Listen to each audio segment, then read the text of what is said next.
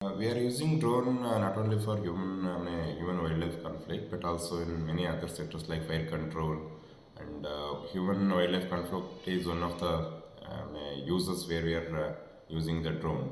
Recently, we trained our staff to utilize the drone in emergency situations because in many situations, like whenever there is a rescue operation of elephants or any other animal, or whenever they go for fire extinguishing, so there may be some emergency situations. So we told them how to use the drone to tackle such emergency situations. And more than that, drones are used in survey of fire points.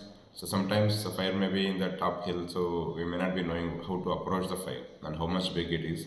So immediately after getting points from satellites, we'll send the drone. So drone will survey us and tell us what is the proper location to reach that point and what is the intensity of fire, so that we can be prepared before. And in wildlife conflicts, whenever there is rescue operation, suppose some elephant entered into a village, so we cannot approach directly sometimes due to risk associated with that. So then we will send the drone to monitor which side one animal is moving and what measures we can pre-plan to tackle such situations. Keonjhar वनखंड में पूरे साल में लगभग 150 से 200 हाथी रहते हैं और मनुष्य और हाथी का संघर्ष भी बहुत मात्रा में इस ज़िले में है। तो हम बहुत सारी कोशिशें कर रहे हैं, लेकिन टेक्नोलॉजी का भी यूज़ हम इसमें कर रहे हैं। तो थर्मल ड्रोन इसलिए हमने यूज़ किया है पिछले 5 महीने से।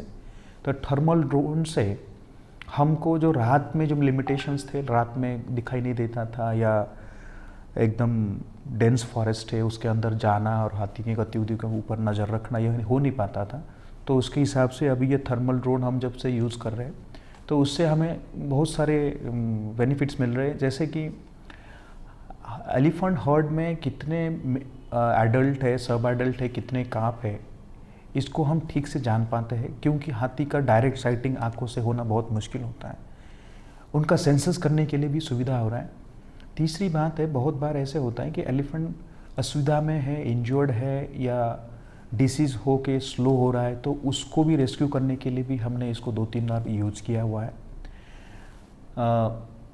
बहुत बार ऐसे होता है कि कुछ ऐसे जगह होते हैं कि जिस तरफ हाथी को जाना नहीं चाहिए, तो ऐसे भी कुछ जगह पे वो न जाने के लिए भी हम उसको थर्मल ड्रोन से भी उनको ड्राइव करने के लिए भी उसका हम यूज़ कर रहे हैं।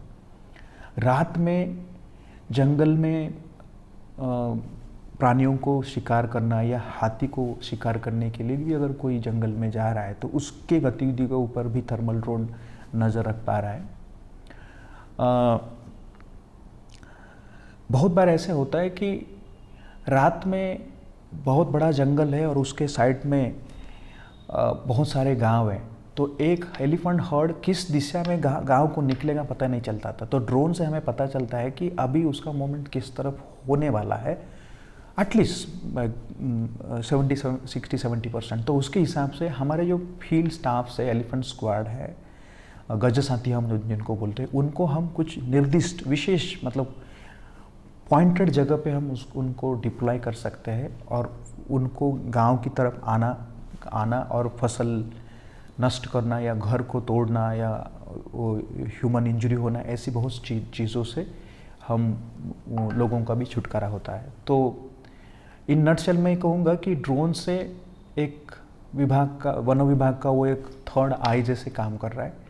जो ऑन फुट लिमिटेशंस थे वो लिमिटेशंस अभी थर्मल ड्रोन से कम हुए हैं।